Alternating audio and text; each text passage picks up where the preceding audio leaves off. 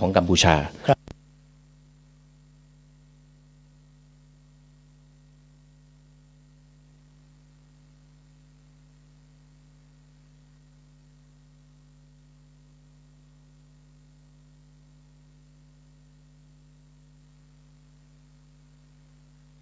สอดคล้องไปกับร่วมกันด้วยความไว้วางใจนะครับด้วยความสามัคคีนั้นสำคัญมากก็คือเรื่องของการเสริมสร้างเรื่องของสิ่งแวดล้อมของชุมชนโลกอาศัยร่วมกันเรียกว่าสร้างความไว้วางใจกันโดยมีพื้นฐานจากความเมตตานั่นเองครับท่านอาจารย์ครับก็ตรงกับหัวข้อที่นำเสนอเมื่อวานนี้ทั้ง3หัวข้อครับผมถูกนะครับแล้วก็ไปตอบโจทย์ใหญ่ของเราคือพุทธวิถีสู่การสร้างความไว้วางใจและความสามัคคีและขออนุญาตท่านผู้ชมนิดหนึ่งต่อไปนี้จะเป็นในเรื่องของท่านรัฐมนตรีประจำสำนักนายกรัฐมนตรีซึ่งเป็นองค์ปาถกใหญ่เลยที่ผ่านมาเมื่อสักครู่นี้แล้วก็ขออนุญาตเรียนนอกเรื่องท่านก็มานั่งตรงนี้เพื่อให้สัมภาษณ์ด้วยขออนุญาตท่านพูดเป็นไทยพระอาจารย์แล้วกันในฐานะที่เป็นผู้ที่เป็นมุมมองกลับมาว่าท่านรัฐมนตรีพูดนั้นสะท้อนอะไรได้บ้างธรรมะที่ท่านนำมาเสนอเนี่ยมีธรรมะหลักๆขออนุญาตสอบถามพระอาจารย์หรือจะให้ท่านอาจารย์สุพจน์ก่อนได้ครับให้ท่านอาจารย์สุพจน์สรุปประเด็นไว้ก่อนแล้วกันนะครับพระอาจารย์ค่อยเน้นธรรมะนะครับครับอันนี้ก็จะเห็นได้ว่าท่านเป็นตัวแทนนะตั้งแต่เมื่อวานนี้ท่านได้ไปเป็นประธานหรือว่าเป็นตัวแทนของท่านนายกรัฐมนตรีนะผมได้มาต้อนรับท่านได้ทักทายเด็กๆพุทธศาสนาวันอาทิตย์ที่มจร.แล้วก็ก่อนที่จะขึ้นหอประชุมมวก.นะครับผมไม่เคยเห็นผู้นำประเทศหรือที่ไหนเลยท่านกราบที่หน้ามวก.ก่อนที่จะเดินทางขึ้นไปแล้วก็เห็นที่ตึกอาคารมวก.นะครับก่อนที่จะเดินขึ้นไปท่านกราบตรงที่ผมขอเดินขึ้นไปจะเดินพรมแดงนี่นะจะเดินพรมแดงนี่ครับท่านกราบก่อนแล้วก็หลังจากนั้นนี่ท่านขอขึ้นบนเวทีถวายพระพรเสร็จปุ๊บขอกราบพระสงฆ์พระสังฆสมเด็จพระมหาธีราจารย์แล้วก็พระสงฆ์ผู้นำชาวพุทธทั่วโลกณหอประชุมนั้นเป็นภาพที่น่าประทับใจมาก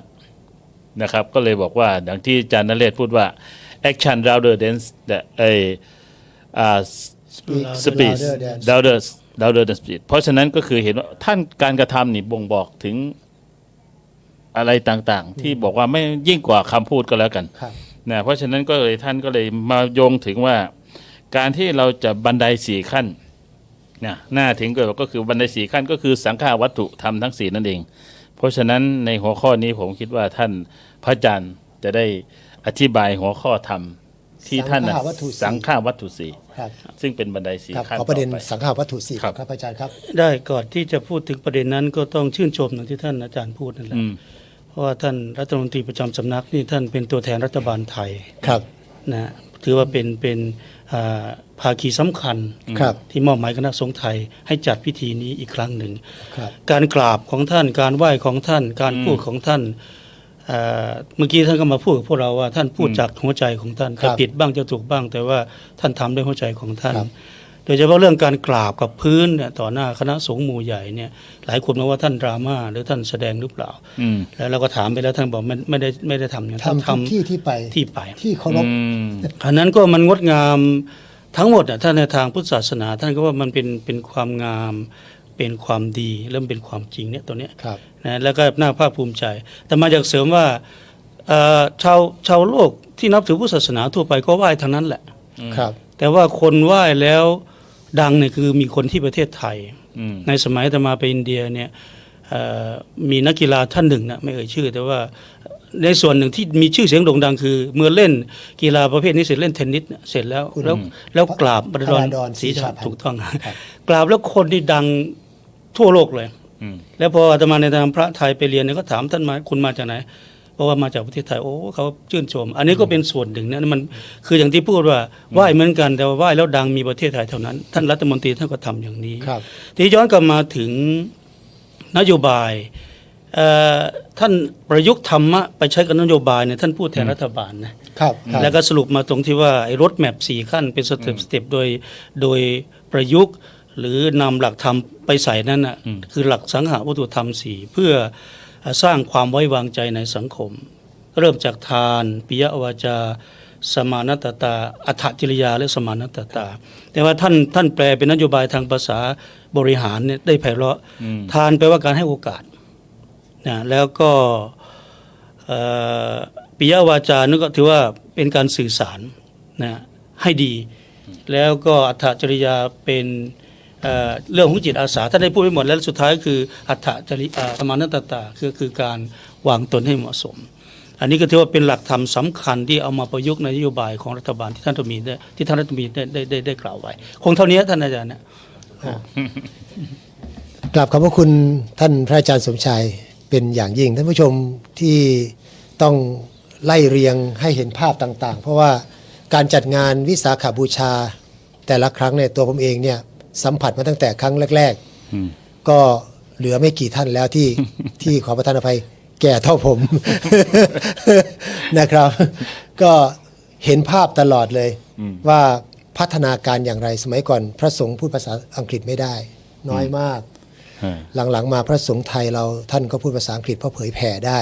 เป็นต้นแล้วก็บทบาทพระสงฆ์ไทยของเราก็โดดเด่นขึ้นมาในเรื่องของการจัดงานในเรื่องของการเผยแผ่พระธรรมคำสอนของพระพุทธเจ้าจึงอยากจะนำธรรมะจริงๆที่ท่านพูดในสื่อสารในห้องใหญ่มาสู่ท่านผู้ชมที่อยู่ทางบ้านและทั่วโลกเลยนะครับเพราะฉะนั้นในวันนี้เรามีกิจกรรมวิสาขบูชานานาชาติวันสำคัญสากลของโลกครั้งที่19ตอนนี้คือท่านติดตามรายการสดของเราทาง TNN2 และ MCU TV และก็ช่องทางอื่นๆอยู่ด้วยนะครับพุทธวิถีสู่การสร้างความไว้วางใจและความสามัคคีอย่างที่ท่านทั้งหลายได้ติดตามจากเรามีท่านที่นำเสนอ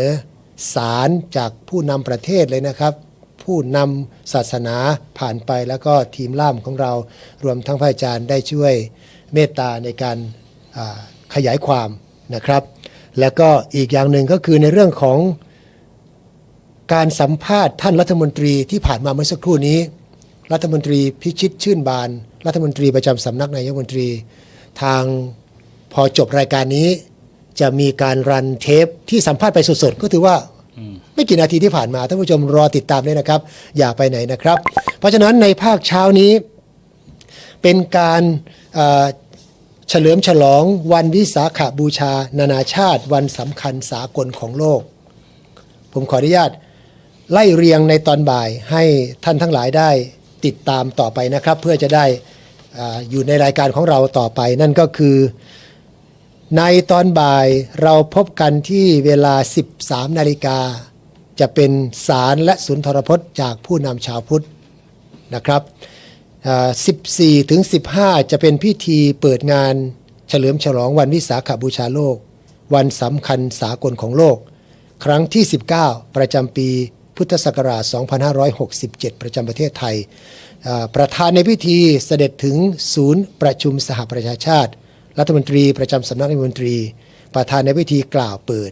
แล้วก็มีการถวายของที่ระลึกเครื่องทยธรรมแด่พระสงฆ์ทั่วโลกครับนั่นก็คือส่วนสำคัญขออนุญาตแจ้งไว้ก่อนล่วงหน้าแล้วก็จนไปถึง 16 นาฬิกาและตอนเย็นๆอย่าลืมที่พุทธมณฑลธรรมยาตราท่านยังทันอยู่ในวันนี้นะครับเพราะฉะนั้นในเช้าวันนี้ทางเราทั้ง4คนผมผู้ช่วยศาสตราจารย์ดร.นเรศสุรสิทธิ์ท่านพระอาจารย์สมชายกิติปัญโยดร.ท่านอาจารย์ผู้ช่วยศาสตราจารย์ดร.นิเทศสนันนารีท่านผู้ช่วยศาสตราจารย์สุพจน์แก้วไพฑูรย์ก็ขออนุญาตพาท่านผู้ชมเข้าไป VTR เพื่อติดตามรายการต่อไปครับเดี๋ยวเจอกันในช่วงบ่ายสวัสดีครับ